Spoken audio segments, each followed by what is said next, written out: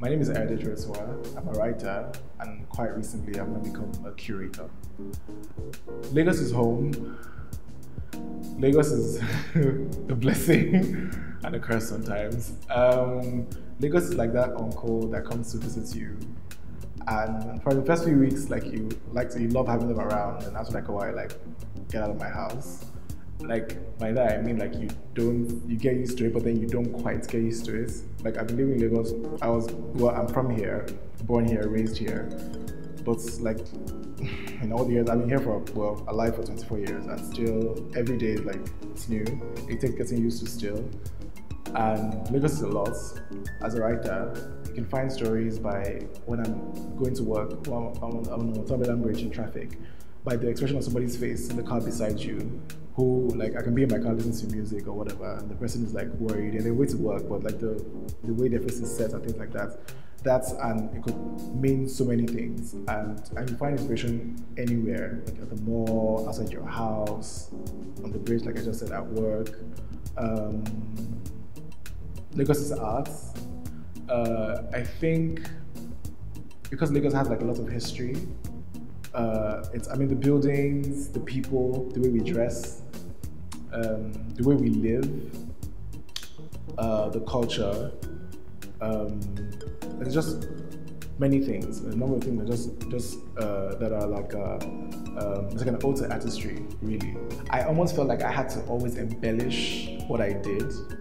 I had to embellish my capacity, I had to embellish my competency. Like being a writer was not enough somehow, because obviously like and people say, oh, even just in writing, like if anyone write like okay, the difference that even a copywriter would even get more respect than you just write, or maybe like write for like a newspaper, or you write like pitches or like proposals or whatever. Like you even get you're not looked down at per se, but like not as regarded, So just something like I wasn't proud of at the time, like a year or two ago, and I felt like I had to like even the writing, it has to be like written a certain way. I would have to say like maybe content developer, or just sex it up, just make it seem like say yeah, like I'm a badass, But just now,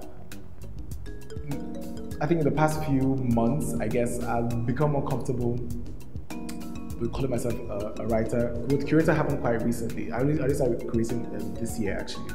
But I've been writing since I was like 9. But I've written professionally since 2011.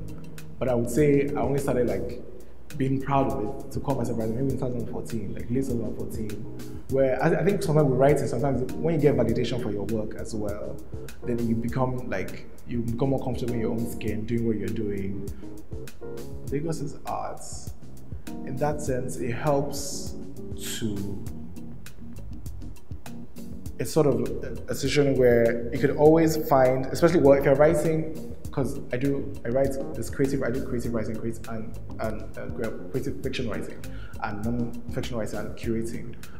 You can draw inspiration from Lagos. Like, for instance, in the gallery, the last exhibition we did was on Lagos and the changes that happened in the past 5 years. And Lagos is constantly changing. Lagos is that place that gives you 1,001 reactions, 1,001 colors that you cannot go out and not find, as a writer, something to, you cannot go out and not find a narrative to draw stuff out from. And Lagos is full of stories, full of different stories. Stories of families, stories about money, stories about the economy, different things. And because it's such a vibrant collection of people living here, so you always find stories for that. So that helps me in my work. The culture doesn't particularly support a creative economy, but it's something it's changing, I believe. So in recent time, you have fashion designers, writers, curators, photographers, some form of visual artistry that the city itself inspires, but even though it doesn't formally support it, like maybe from the government or whatever.